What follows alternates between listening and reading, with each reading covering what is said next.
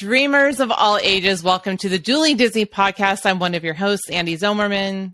I'm the other one of your hosts, Al Day. And we're on part 2 of the D23Expo experience that we had. Before we get into it, we're going to make a couple of announcements that have happened since the last recording. Right. The first one I wanted to tell you is announced, and this might not be a big deal to all of you, but D23 is going to be at Epcot on October 1st for the 40th anniversary. I'm excited about it. If you look on Instagram, there might be other people that are not excited about it. I'm not terribly excited about it myself. Oh my God. Well, no, I think it looks kind of cool. But if you're an AP, if you're an annual pass holder, I can get why it might not be excited. The price of the event does include admission to Epcot. So if you're like me and a D23 member and not an AP in Florida, then a $99 price tag includes admission. So it's already like $149 to get in for the day. Includes a breakfast. It's not like you're going to do anything at Epcot that day. What do you mean? You're going to be at D23 all day. You remember we were exhausted. No, it's not like that. No. It's not like that. It's not like that. It's that they're hosting just a little celebration. So it's not like that at all. It's like you're at Epcot all day. They have a little breakfast that they have planned for you. They have like a this is funny. They have like a fast pass or a priority seat line for Living with the Land, which sure don't really need a priority. Well, but they can say we gave it to you. I know. And they have all kinds of little fun things going on, and I think it's really cool. I get that if you're an annual pass holder, you don't want to spend the $99. Oh, they also give you like a $25 gift card. So basically, you're paying $75 or $74 to get in. I just think it's a good deal. Whatever. If you're an AP, I get that you might like it. It's like everything else between the East Coast and the West Coast parks. If it's at Disneyland, I'm really excited. If it's at Disney World, I'm like, why would you do that? Everybody's in Disneyland. It's right. Just like everybody this year was like, why would you do D23 at Anaheim? You should do it at Disney World. It's just, if it's not convenient to me, I'm upset about it. Whatever, it's at Epcot. What do you want to do? Have the celebration here in Florida on the West Coast? No, yes. It's Epcot. Yes. No. Anyway, Emma gets to go work it, so I'm really excited for her that she gets to go to Epcot and work the 40th. She'll be there on the 40th anniversary, and we won't. We'll be working because this is true. Yeah, so there. They're also D23 is also hosting that same weekend. The tickets already sold out a long time ago, but a Halloween event in Salem, Massachusetts, with the Hocus Pocus for Hocus Pocus 2. So they're doing a lot. I have still not seen that movie. So the first one or the second one? Either one. You haven't seen the first one? No. Wow. It's not like a major Disney release or anything. No. Well, it's become a cult classic. So right. I just thought that. Yeah, like when it came out, I don't even remember it coming out. It was not like a movie I would be like, oh, let me go see Hocus Pocus. Oh, but I did because I was really into Sarah Jessica Parker. So I remember, when it came out. But when did it come out? Well, I don't remember the year. You'd have to look that up. But I remember like seeing it. Because I like Sarah Jessica Parker. But anyway, those were 2 little announcements that came out. But then I'll let you take this one. So D23 ended, just over a week ago? Just a little over a week ago, about a week and 3 days. And if you've listened to part 1 of this episode, of this particular episode, we complained that the Disney parks announcements were sort of lackluster. There wasn't a ton. It was like, yeah, these are ideas we've got like 15 years from now that might happen. And then at some point in the last week and a half, Disney decides, oh, now's a great time to announce that we're bringing the Magic Band Plus to Disneyland in the fall. And it's already September. And I'm like, oh, that would have been something that I would have been very excited to hear at D23. Matter of fact, considering that the Magic Bands are going to cost like $40 to $50, if you would have sold me a Magic Band, I probably would have paid a decent amount of money to be one of the first exclusive Magic Band owners at D23 that I probably am going to be like, do I really need this if I'm at Disneyland? I do not, like, literally it was like a week and a half later, and I'm like, somebody somewhere like got to the office Tuesday morning, because I'm sure they got Monday off, and was like, hey, did I forget to tell you this on Friday? Like, that's a major announcement. Oops. Magic bands are coming to Disneyland. You know, it's funny. I was watching your presentation, Josh, and I was just surprised that you didn't mention this. You didn't mention Magic Band Plus. So Magic Band Pluses are from what I understand, they've been at Disney World since we've been there. So we went in January, and they've been introduced there in the interim. And now they're going to be at Disneyland this year. And this is Disneyland's first experience with Magic Bands, so they haven't even had Magic Bands. Otherwise. And from what I understand, I was reading some of the things, which I think is weird. You can buy them, use them that day, but they have to be charged, and they don't necessarily last a whole day, so you may have to charge them at some point during your park stay. And again, if I was at D23 at the shop and they said, here's some exclusive Magic Band Plus, I probably would have bought it. And now I'm like, so basically I can do this on my Apple Watch, right? Like, I don't have to buy this thing. Well, the Magic Band Plus comes with interactive things in the park that you don't feedback have. And lights that go along with the But you're telling me you can't replicate that on my watch? Well, I'm sure somebody can. Will they? I don't know. I don't think it'd be that difficult to make my watch do lights and buzz. It already does that. I know. I don't know what to tell you. It's I was just like, wow. I mean, and here's the thing. The first time I used the Magic Band was when we were at Disney World in January, and I was sold on it. And it wasn't even the Plus. That wasn't even the Plus. Even the Plus. And I was like, and why you would bought I do this? And you guys were like, oh, I'm not even going to buy it. And I bought it for the first time. I thought it was great. I loved using it. I loved using it in the hotel room. I loved using it in the park. Well, we have a million of them. Well, that's just it. We literally have a million of them. The only one I've got. It's sitting in the drawer right behind me. And now we can use our watch for the very same thing. I mean, to open our doors, to pay for things. So, yeah. So, yay. Little flag. Yay. I just think it was a missed opportunity for some serious. Of course it was. Somebody got ups. And in the Disney Parks pavilion, they had a Magic Band Plus display. So you can't tell me. What I think is likelier is they just couldn't pull the trigger on it. I bet there was boxes of them sitting somewhere, and there was some little kink in the system of the software that they couldn't get fixed in order to justify selling them at D23.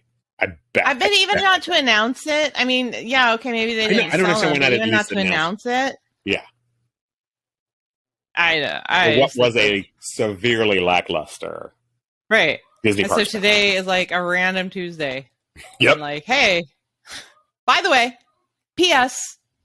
Just in case you were paying attention, Magic Band Plus. Yeah, at Disneyland, which I think for Disneyland is a big deal. I mean, like we said, Disney World already had them, and they are gone. Right? I mean, like they can see it actually being a better deal for Disneyland and Disney California Adventure because the parks are so much smaller that this could really speed up some of the transactions and some of the things you're doing at the park, like the lightning lanes and all that kind of stuff. I think that was, for me, was what I was most impressed about when we were at Disney World was how quick and unobtrusive using the Magic Band was. And so I was really excited. I mean, I am still really excited about it coming to Disneyland, even if it's just a regular Magic Band. I was really excited about it coming to Disneyland. And then the Plus, I honestly don't know that I'm going to use the Plus features that much. That, I'm watching Fantasmic and my watch lights up is not that. I could see if you had kids, it'd be really cool. But for me, I don't know that it's going to be. I mean, I'll buy one. Who are we kidding? But I think that the games while you're in Galaxy's Edge and stuff like that, it seems cool. But I'm also like, I don't know. I tried to play the games in Galaxy's Edge on my phone, and I got bored super quick. So the kids don't though. The kids play them. Because kids sit on their phones. Like when I was at Disneyland during D23, I was amazed at how rarely I was on my phone compared to people younger than me. They were if they were waiting in line, they were on the phone. Absolutely. 100%. 100%. All right. Well, okay. So we have that off our chest. We're upset about that missed opportunity, Disney. You probably know that somebody probably got fired. Who knows? I hope nobody got fired. It's not that big a deal, but it's just somebody probably got fired. Right. Universal. Oh, that's true. That's true. Well, okay. So there were some things that we were excited about in our last episode. I'm still excited. So we wanted to share some other things. One of the things I think we want to talk about that we didn't go into detail last time was the show floor. All the things that the show floor included. And I was actually really impressed with the show floor, right? The only show floors I've seen before. Well, I mean, I've been to conventions before. Right. And Comic-Con and things like that. But I was impressed with how much Disney themselves had on the show floor rather than it being third party type of things, right. and how experiential some of the things were. Well, and it's for me, I am, as you know, super familiar with Comic-Con, right? Yes, and super. I absolutely love and adore Comic-Con. It's my favorite place. The thing I think that Disney has the advantage of in terms of why they're, and I say the show floor experience is so far superior at D23, because Disney controls everything in there. Yeah. Because they have the opportunity to say, okay, we're going to set really wide aisles. You have no idea, if you've never been to Comic-Con, like how important really wide aisles are in terms of just the experience of being on the show floor. You talked about it a bit when we were there, how you can get like a lot of anxiety about being around a ton of people. And I thought that having those wide aisles really kept me, at least, from feeling really overwhelmed by the number of people in there. Totally. I mean, I felt like I could get from point A to point B without having to bump into people or without having to smell the person who hasn't showered for 3 days and all that kind of stuff. I thought it was really terrific. I think that Disney having control over sort of everything that's in there also allows like all the experiential stuff that at Comic-Con might be sort of installations out in the city that aren't in the building. We're right there in the convention center, and Disney. So you could go to the Disney Parks Pavilion that Disney owns and put on.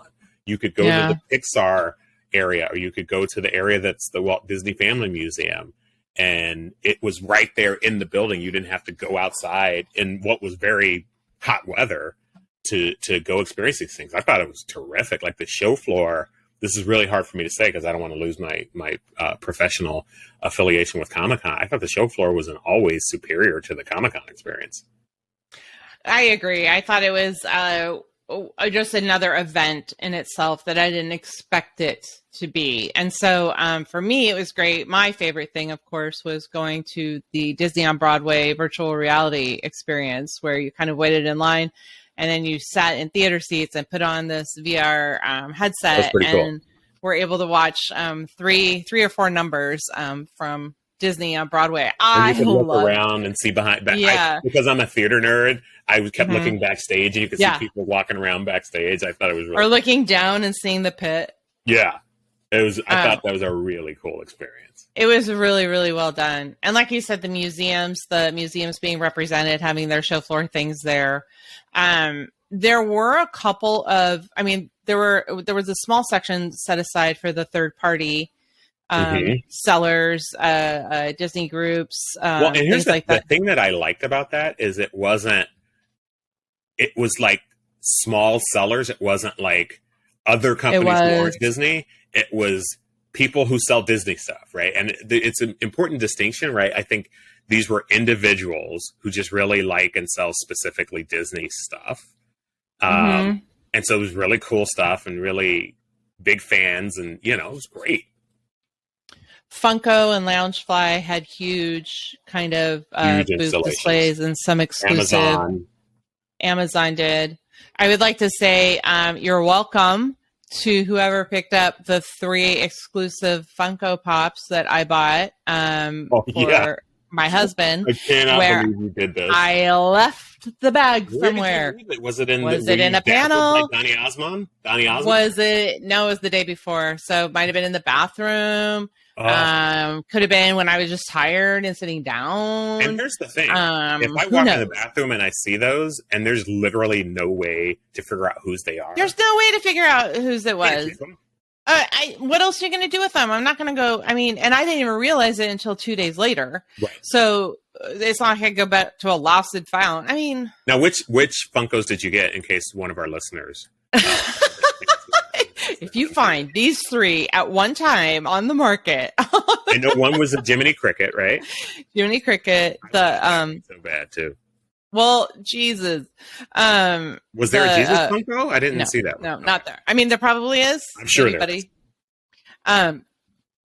Kronk, Devil Kronk. So Kronk is the devil, and then the pop, the soda pop cans, and one had Frozone in it, and so those were the three I bought.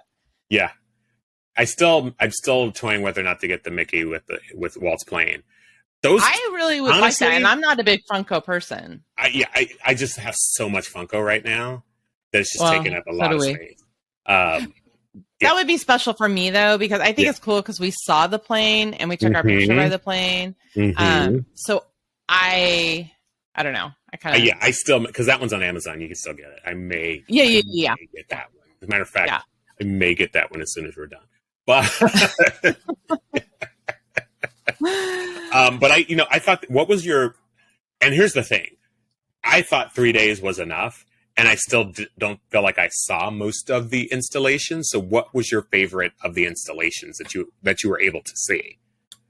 Oh, definitely the I'm sorry, I have I'll show it better, but just so you can see, I still have the this is what I'm looking off to the side. I like the Dreams, the Wonderful World of Dreams. That was my favorite.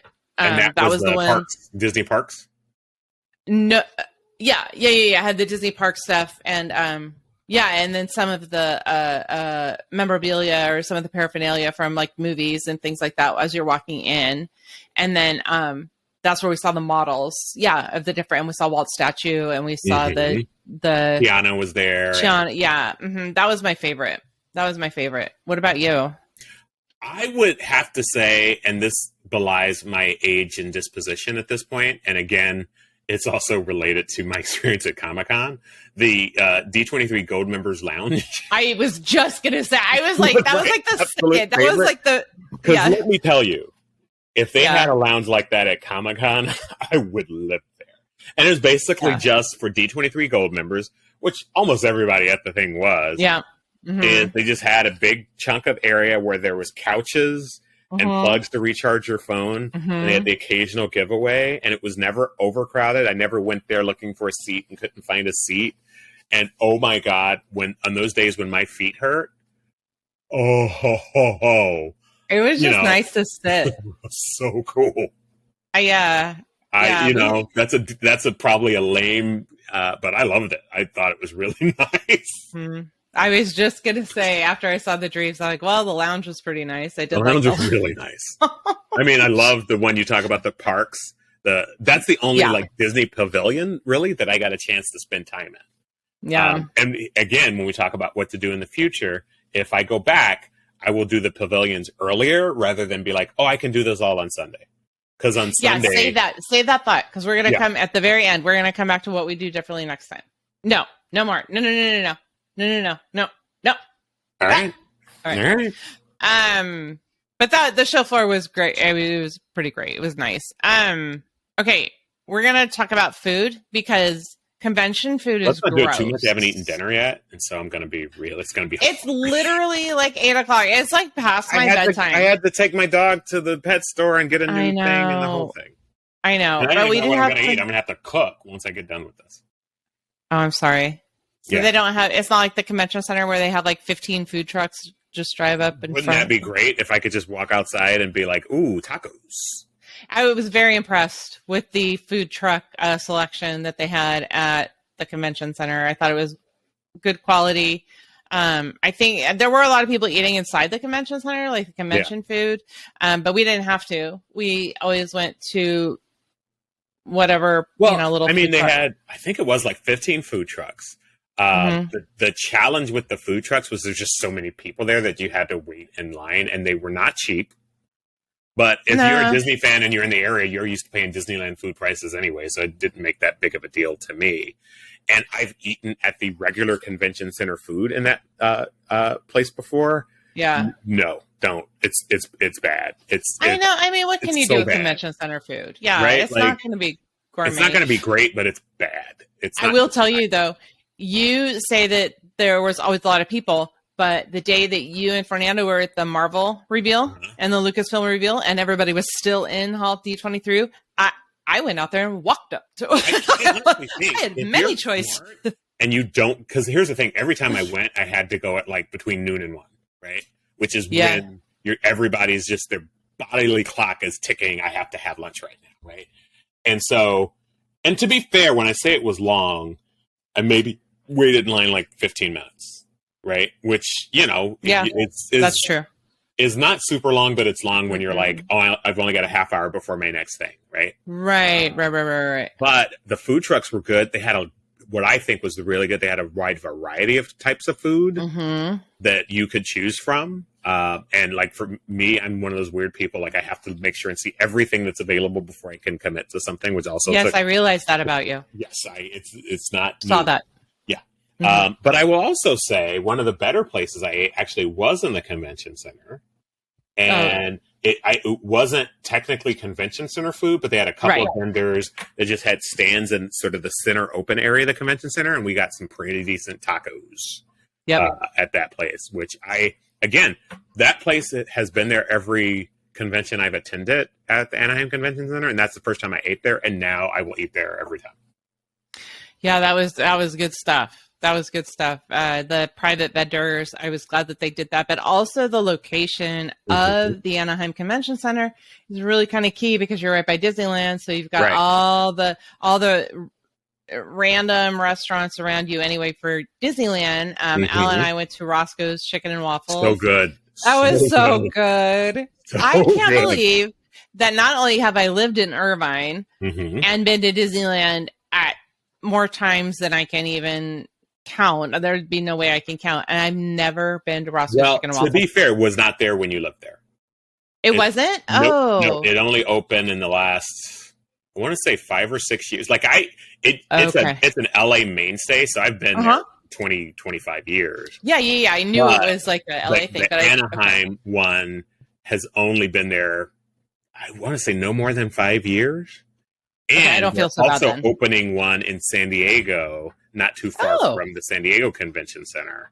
So I'm going to be very excited to do that during Comic-Con. We also went to, what's the place we went Thursday night? Is Storytellers Cafe in the Grand Californian. And that was really nice. I only have a 3-ounce stomach, so I couldn't eat very much, but I thought it was great. I thought it was a really nice place. Yeah, and I need to walk back some of the things I said about it. We were there. So it's Storytellers now back in the day. I mean, this was a long time ago, years ago when we lived there. Storytellers used to be a buffet for breakfast, a character buffet, still is. But at dinner, you could order off the menu.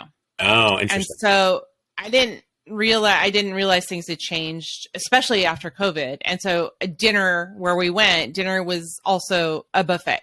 Now, at first, now mind you, I was tired. I was just traveling. Ate past my bedtime. I mean, like 2 hours before we ate. So you were, and 8:00 is my bedtime, and our reservation was 8:40. So that's the mentality I was in. Not too clear thinking.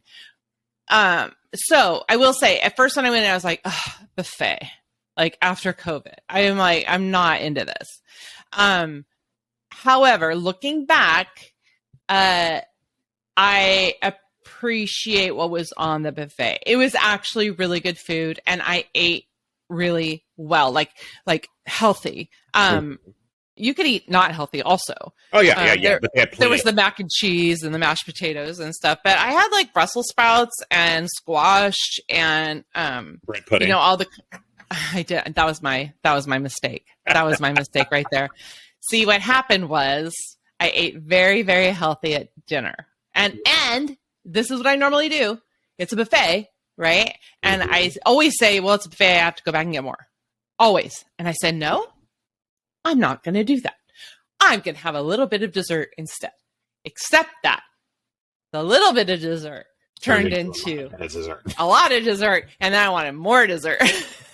And then the rest of the night, you were like, too much bread pudding.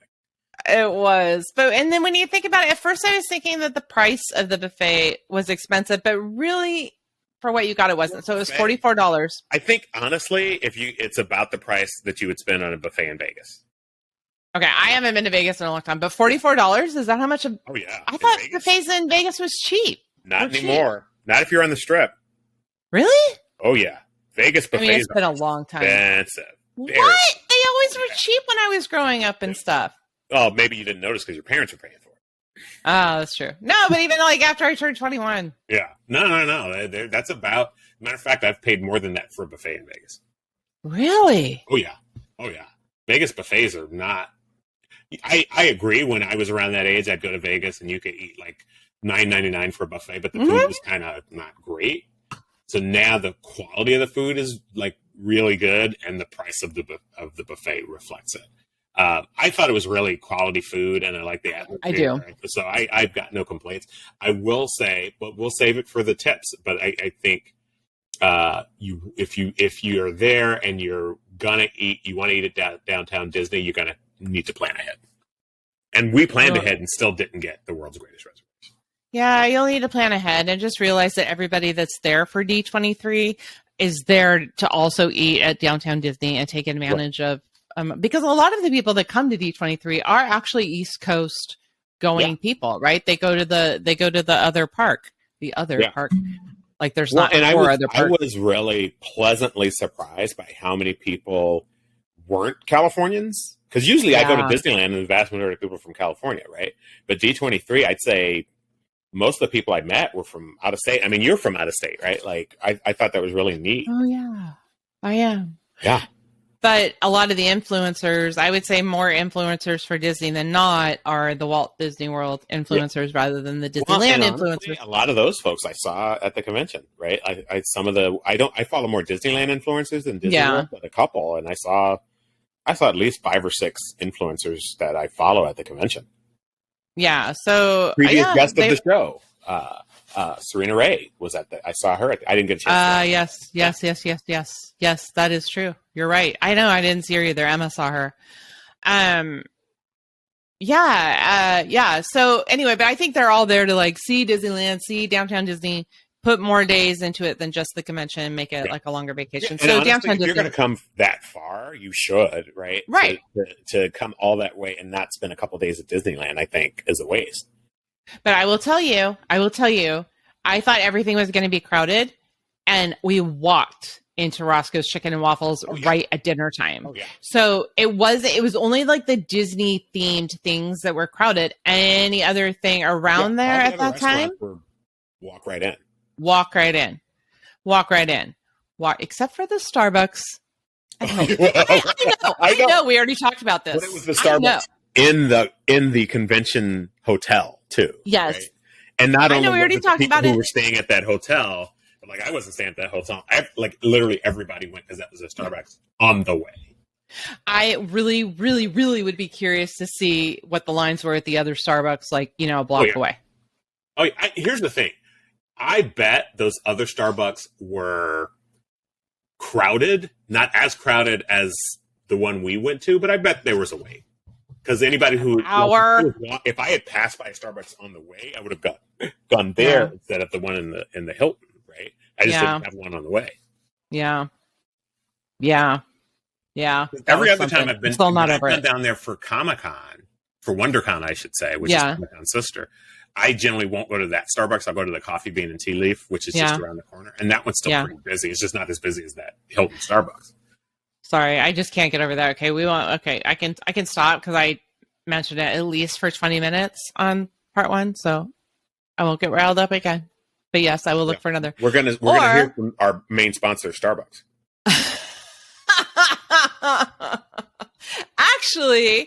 Actually, this is probably a good time to mention our sponsors, or our partners, Expedition Roasters. Maybe we bring that with us next time. Honestly, they should have been there. They should have been there. And both of us have. Well, again, I think that if you're not a big, it was almost all Disney. The companies that weren't specifically Disney were major corporate sponsors like Amazon or Funko. Those are big companies. Yeah, true that. And the other section was really small. So I think Expedition Roasters was probably just in the middle Yeah. Right. To big enough that they probably wouldn't qualify for that small thing. And honestly, I doubt the convention center wants people to sell coffee there because they might see it as competing with what they've got. But they totally should be there because I got to make another order now. Think about it. But we both had coffee machines in our hotel room. We should have just got the Expedition coffee. Oh, you don't understand. I had to make myself the coffee in the hotel room to have enough energy to get the coffee downstairs. That's really did have my little cup of coffee from the hotel room. Did not let that go to waste. That's quite. You might want to look at that. I'm just saying. You don't even get me. Look, I'm the guy what's my number one snack at Disney? I know, Starbucks. I know. And it's funny because as we were standing there for that hour in line and Fernando was with me and I'm texting Ed back and forth and I'm like, yep, Fernando's finding out what I'm like before my coffee. And do the listeners know Fernando is dating your daughter? I know. I didn't say it on this episode, and I don't even know if I mentioned it on the other, but I know Fernando's been on the show before. Sometimes I take that for granted, so I'm sorry. So I'm just saying, for our listeners, Fernando is the one. Yes. Your girlfriend's mom, you're spending a lot of time without your girlfriend there, and she hasn't had coffee. Mm-hmm. Yeah. And you know what I'm like anyway? Yeah. I mean, with coffee. I mean, it's one of the reasons why I won't date Emma, personally. Other than that, I was around when she was born. I just threw up a little in my mouth. We're going in the whole Twilight one of thing the here. Many reasons. All right. Let's talk about... Wait, did I hit all the food things? I think I did. I think... Again, we'll talk about tips later, but I think thinking about reservations ahead of time is a good idea. And bring protein bars with you. Just in case, bring a protein bar with you. I did that. Have for you. And again, this is a question I have for you as a former mom of younger folks. When I was there, I was thinking of how my mom would have approached it, and we would have had a bag full of sandwiches. Oh, I hated it when my mom did that. I hated it when my mom did that, but as an adult, like I have my protein bars. From that experience, I would, yeah. Like, would I have appreciated, just a ham sandwich or a peanut butter and jelly sandwich sitting in a bag somewhere as an adult? Yeah. Versus spending $20 on a bacon wrapped hot dog? Yeah. Okay, here's one thing I would do differently if I decide, okay, we're going to talk about, let's get into the whole, what are we going to do differently? But I will tell you there was one thing combining Hall 23 and food that I saw. So remember in part 1, we told you that if you go to Hall D23, if you have a reservation there, you still have to get there an hour to an hour and a half before the event starts. And you're basically in a basement, right? In a basement queue. But these really smart people had a big blanket and they spread the blanket out and they had all their food. So it was like a little basement queue picnic. And in that basement, they have bathrooms and a coffee place and all that kind of stuff. Yep. And so I'm like, oh, well, that makes sense. If I'm going to have to sit and eat anyway, I might as well sit while I'm in line. So I'm totally taking that idea for next time. If we decide that there is a Hall D23 event that we are going to go to and we get reservations, I'm bringing the blanket. I have a little the little thing that folds up and then it turns into a blanket.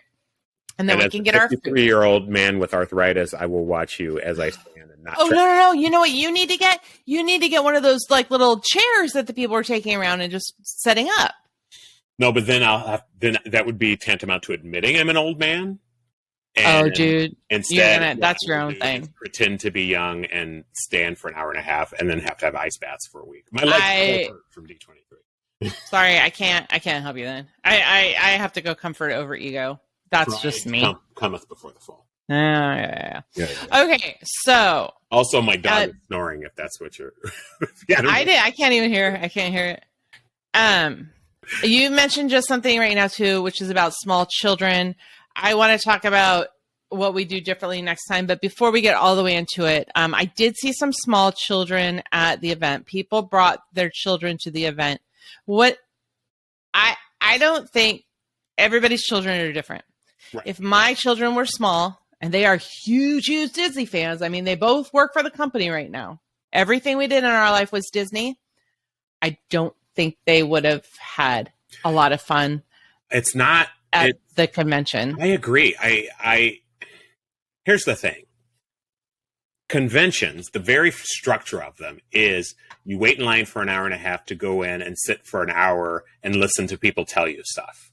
Mm-hmm. Even though it's Disney stuff, it's not something that a kid would find like, ooh, like older kids, sure, like 8, 9, maybe 10. I don't know. I don't have kids. Yeah.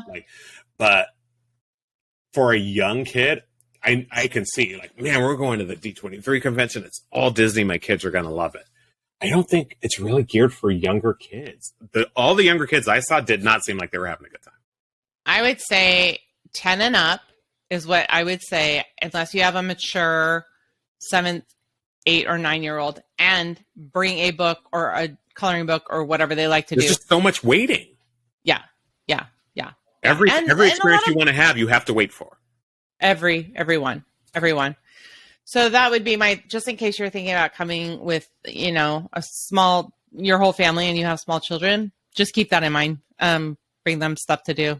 It doesn't look like a lot of fun for a little kid to me. I just don't think there's not characters walking around, there's not photo opportunities. Right. It's not like, I think people think of it as like, oh, Disneyland, but with over here. It's not.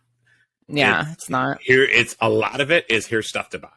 Right. And so if you've got a young kid, like I don't have a kid, but I have a nephew who, when he was a kid, it didn't matter where we went. He wanted me to buy him something and it got annoying. Buy me this, buy me that. And if you've got that kind of kid, D23 is going to be a horrible experience for you. Yeah, that would be horrible. Although I have adult children who do that. Oh yeah. So I don't know. But they both have jobs, so you can be like, buy it yourself. Did I have them do that? No, of course I didn't. I said, sure, I'll buy you that jersey. Sure, I'll buy you that Spirit jersey. It's cool. Anyway, and there you have it. Okay, what would we do differently next time? And I'm so excited because I think I'm ready for next time. I think I'm ready. First of all, just to put it out there, I would definitely go again. I plan to go again. I had a really good time. Yeah, me too. If I was to go again, honestly, one of the big things I would do differently, and this seems counterintuitive, but I spent the day before it started at Disneyland. I don't know that I would do that again. I might rest up a little bit, or at least not spend a full day at the park, because it's a marathon, right? And just starting Friday through Sunday, it's only 3 days, and I was wiped out. And when I started on Friday morning, I started after having spent a day at Disneyland. I don't think I would do that again. Well, and I didn't even go to Disneyland. I just traveled that day, and you traveled that day as well. You just traveled in the morning.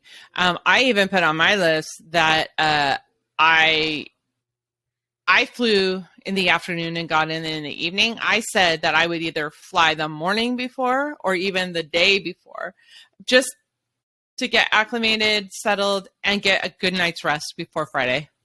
Yeah, absolutely. I'm trying to think of sort of the big picture of the experience. Definitely, I've already mentioned it, especially if you want to eat at Downtown Disney. I think Disney takes reservations. I want to be sure like 60 days in advance for those restaurants. I would make those reservations 60 days in advance. There's some wonderful restaurants at Downtown Disney. I didn't start thinking about it till like a week ahead of time. And by the time I thought about it, there was like, we got in the Storytellers Cafe, so it's not like there was no reservations, but it wasn't the ideal time. I probably would have preferred Ralph Brennan's Jazz Kitchen. Like there's just other things that would have been a little bit better. Or alternatively, have an easy dinner not at Downtown Disney, or things of that sort, or try it for lunch or things of that sort. I would just really make reservations for meals ahead of time. And that's really for folks who are coming from out of town and really are like, I not only want to have the D23 experience, I also want to kind of do Downtown Disney and have some nice meals. And if I were going to tack on extra days for Disneyland, I would do it after and not before. 100%. 100%. Because and you're not going to feel so motivated to buy stuff at Disneyland because you spent all your money at D23. Good point. That's a really good point. You really do. We talked a lot in part 1 about Hall D23 and all the major events that are there. And would we do that again? So I'm going to let you share your opinion first. It's so tough. And it's tied in with my feeling about Hall H. Here's the thing. And again, this might be more relevant to folks who haven't lived in LA or Southern California. If you get a real thrill out of being in the room with celebrities, and that's like going to be super exciting for you, then commit to to Hall D23, because you're going to be in room with celebrities. If you're there because you just want to hear the news, there's so many alternate ways to do it, and there's a lot of opportunity cost to doing Hall D23, because to do Hall D23, you have to get there at least an hour early, but to feel safe, we were getting there like 90 minutes early, which means that's 90 minutes out of a day, and sometimes those panels last at 2 hours. So or more, like the Lucasfilm Marvel Disney or Lucasfilm Marvel 20th Century Fox panel lasted like close to 3 hours, and I got there like an hour and a half. So that was literally half a day just for that. I really enjoyed that panel. I might do that panel again, but understand that if you're going to commit that time, you're not going to be able to then, like, what I lost is I didn't get a chance to see a good number of the pavilions. I didn't get a chance to see very many of the smaller panels that I think I might have enjoyed more. They were more idiosyncratic or more really touched on like the things that I'm interested in. Like, given a choice between seeing a celebrity and hearing an Imagineer talk, I would probably choose to hear an Imagineer talk. So it just really depends on what kind of a Disney fan you are. If you're there, the whole reason you're there is I want to be in the room when the celebrities show up, then commit to Hall D23. Yeah, I agree with you. And I just know that that's not my thing. But one other thing, so I know that of all of the Hall D23 events, the one that I would have really liked to go to that meant a lot to me was the parks announcement. I don't know why. I really liked where we were sitting. So yeah, we didn't get any of the swag, but I really liked seeing it as it was happening. Right. That I agree. Yeah. And I don't know why. I don't need to see that for me. I don't need to see Marvel or Lucasfilm. I can hear about that after the fact. I don't mind reading the tweets or anything to see what's happening. But for me, it was just special to see the parks part as it was happening. So that's a me thing. And so if I were able to get into that, I would go. Here's what my mistake was. My mistake was we got reservations to Hall D23 in other instances, like I was talking about the Disney branded television. We got it for that, and we got it for the Disney Princess concert. And I almost felt obligated to go because I got that reservation for Hall D23. And I'm like, oh, well, not everybody gets the reservation. So right. I need to make the most of it, and I need to go, and I need to honor, the fact that I got in and can go see this. And then once I was there, I was like, I don't want to be here. Right. This is it for me. And so I need to let that go. Yeah. And maybe just say, look, instead of when you make the reservations to go to these things. It's so random anyway. It's random. So what they do, though, is they send you this email, and it's almost like a survey. And they say, okay, pick on this day, pick which ones you'd like to go to. Pick three. Pick three over here, pick three over here. And then it's random. And they try to match you with what you picked. Well, in Al's case, he got like all his third choices. I don't remember I don't remember what it was even now, but I think I would only select for a reservation what I really want to go to. And then if I get it, great. Mm-hmm. And if I don't, I'm going to go to another panel. I'm going to go to an Imagineer or the Muppets or whatever. Other than Hall D23, I don't think you really needed reservations for a lot of stuff. Not even the Premier Pavilion, which was another, like when you went to see Encanto. Right. There was a big line, but I think they fit everybody in. Yeah. So Hall D23 is really the only place where the reservations you probably get a better seat if you have a reservation. Right. I would still try for the reservations, but honestly, the opportunity cost, you're just missing so many other things. Emma said that there were 60 some panels offered. And, what did I see? 3, 4? Mm-hmm. And I'm like, that, no. I wanted to see way more. There were way more. Yeah. There was a ton of really cool panels that I put on my list, and I just kept marking them off because and I'm glad we did. I don't think it was bad. We between the people who were with us, we had access to Hall D23 for almost everything we wanted to see. But again, a good chunk of my time spent in Anaheim at D23 was in that basement. Yeah. Yeah. For real. For real. I would do my shopping and I would do everything I wanted to do on the show floor that Friday, that first day. Mm-hmm. Mm-hmm. I would do that. I really, you know me, I've talked about this before. I hate being around a lot of people. I hate it. And so, for me, I would get it all done when nobody's there and then back away. I know, I agree. And I would think particularly in the shopping, and this is hard because there's so many people there and internet service is spotty.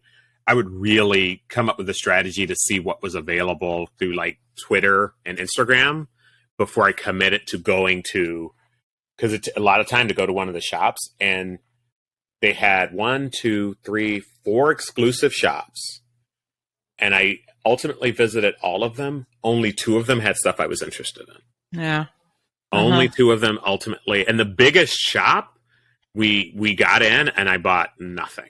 Because it just wasn't, either they didn't have my size and the little things that I was interested in. The super monster exclusive shop had literally nothing I was interested in. Either it was way too expensive or it's just not my thing, right? And there's nothing wrong with it. Believe me, Disney made plenty of money off of the merchandise. But I would probably have a strategy for like making sure that I was really trying to seeing what people were getting on Instagram so I could better make those times matter and not spend a lot of time wandering through a shop that I really ultimately wasn't gonna buy anything in.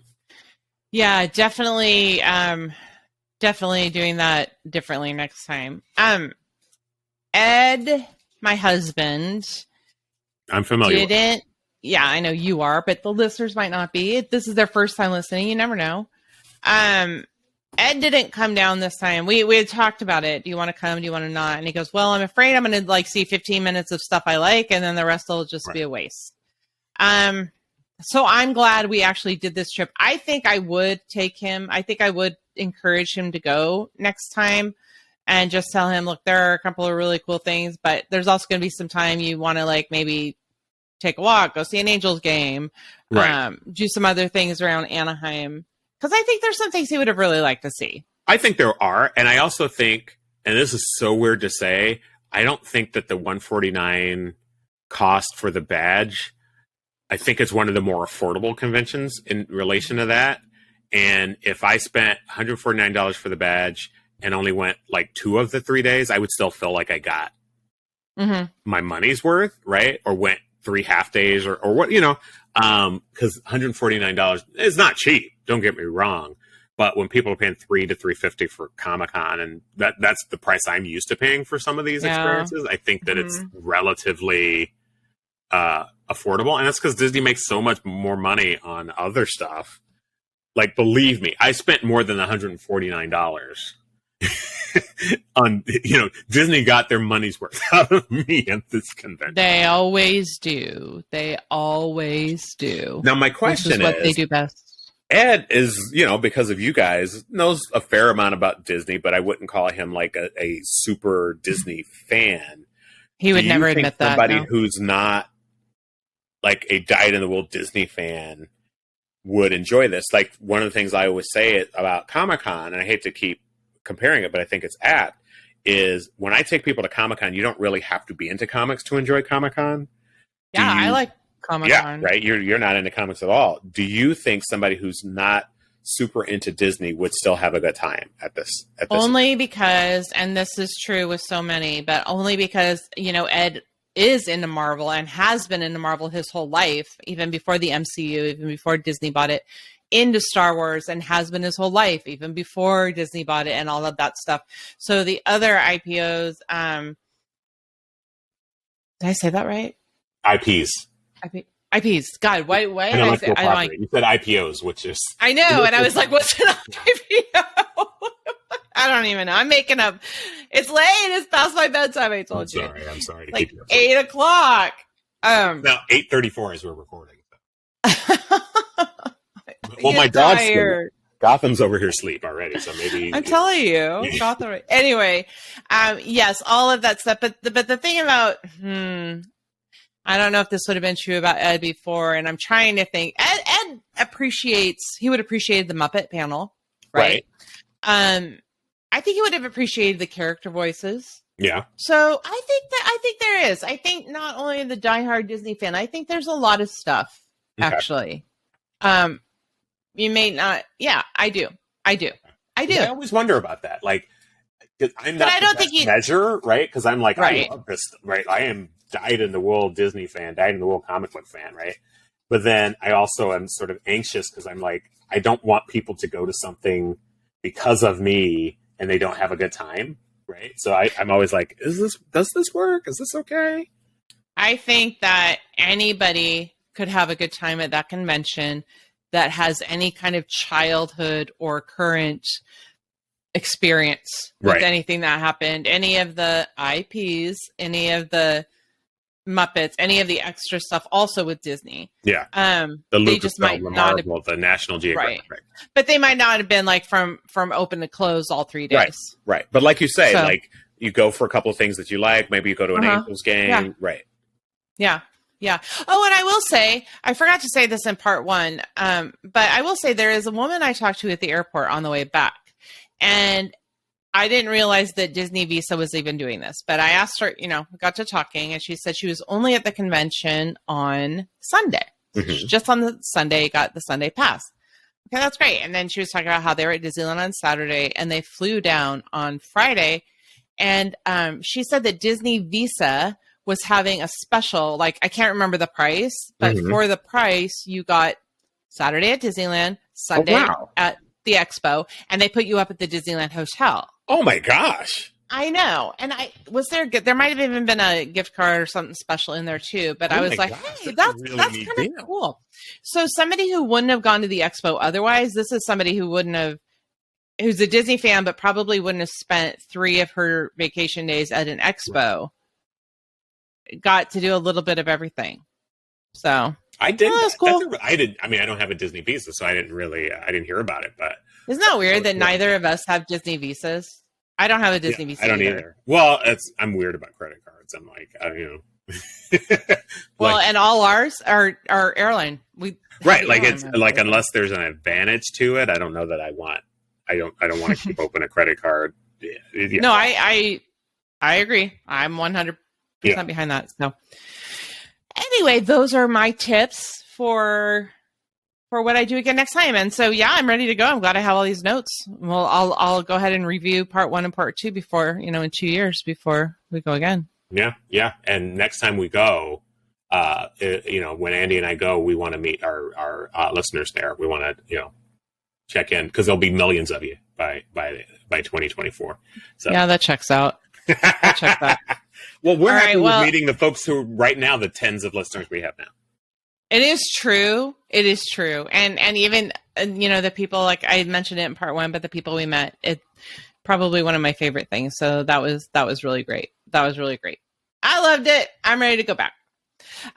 Okay. So now our duelists, we want to hear from you. Did we answer all your questions? Number 1. Number 2, would you go to D23 after hearing some of the things that we went through? Hey, if you're watching us on YouTube, thank you. Please don't forget to subscribe and leave a message for us down below. Everybody else, thanks for listening. You can find our show notes and everything else on duelingdisney.com. On the socials like Facebook and Insta and Twitter, we're at Dueling Disney. Of course, if you hashtag Dueling Disney, we'll see your message there too. Please share a review of this podcast / YouTube channel wherever you can. Ah, there you are. And just in time. There's a little matter I forgot to mention. Beware of hitchhiking ghosts. They have selected you to fill our quota, and they'll haunt you until the next episode of Dueling Disney. Now I will raise the safety bar, and the ghost will follow you home.